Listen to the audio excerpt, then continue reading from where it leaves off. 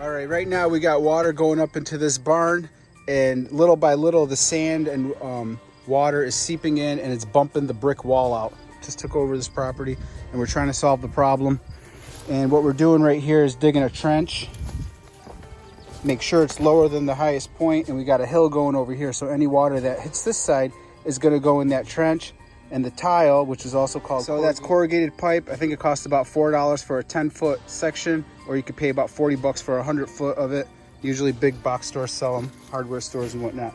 So make sure that you put a hill over here, so any water that does come there is going to go down into this trench, and make sure that the tile is at the lowest point.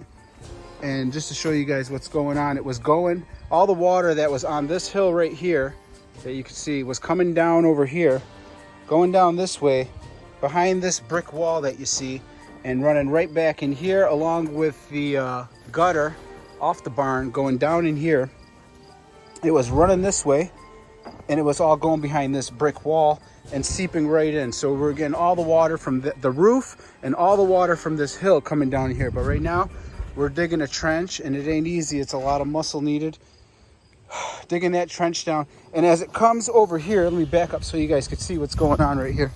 So as the water comes down this way, it actually, when you put a level on there, it was actually stopping. That's the lowest point. So at this area, all the way down this way, I'm gonna have to go an extra like 10 inches deeper, so that tile keeps going lower. Make sure that your tile that you're running, corrugated pipe also, that runs down is always going lower and lower and lower and lower. So no matter what, because if you got it coming down and then right back up a little bit, the water gets stuck there and it doesn't work. So you keep going lower, lower, lower like a hill. Think like water. And when you see water draining down, it's got to run all the way down. That's about a 40-foot trench we're doing. All the way down here into these rocks where it can fall on this area here and not go back up into the barn area. So that should solve our problem right there, where all the water from that entire area is going to just run right down that sucker and stop going into the barn and destroying that wall that is going to cave in eventually if nothing is done about it. It's a lot of work to get this pipe in here, especially with the rocks and clay that I got. Makes it a lot easier if the ground is wet, which it was today. And just showing you where we're at and what we're going to do here. Just make sure that this is going downhill and sloped. I actually took a level and placed it on here to make sure that I was either straight or going downhill. So I'm just gonna leave it pretty much exposed just as you see there. That's how it's gonna look. And let the weather do the rest. It'll bury it or erode it or whatever you wanna call it. You see how that looks? As long as that's the lowest point, the water will go towards this drain. It is corrugated, that means it has holes in it. We already had some really heavy rain, and none of the water that was going into the barn went in, only because of the mound of hill that we put up against that wall. But just to show you guys where we're at, let me go all the way to the beginning here. So if you guys got a copy of what I'm doing here. All right, so this is all going downhill, going all the way this way, and we're sending the water past the rocks, and it's not coming up over here and going back into the garage. So as long as your pipe is pitched or sloped, whatever you want to call it, as long as it keeps going lower and lower, it doesn't even have to go much lower, just a hair lower. And now it's all going to go into this little field area, and our problem is solved. So hopefully this video helped you out. We got it sloped exactly where we want it.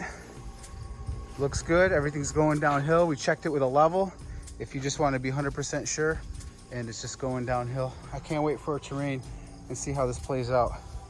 And for the final part, he's gonna send that tube down here. What an awesome trench. And give me a thumbs up if you learned anything from this video on how to divert your water away from your house. Again, make sure to use corrugated pipe or non-corrugated, depending on your situation. Corrugated means holes inside of the pipe, and they do make a solid one. Also, I attached a fitting that they make right onto this gutter. As you can see here, I think that was $5 just for the little fitting, and about $5 for 10 foot of piping. I'm gonna send this water, also coming from the gutter, through the trench, down the hole, and all the water will bleed right out of where it doesn't need to be. So All right. That's what you got. What's the extra pipe for? Just kidding. It's for the back end over there. That's so pretty. We're gonna let the water and rain erode, just like it did right here, how it buries most of the pipe, but not all of it. And there's a trench all the way down.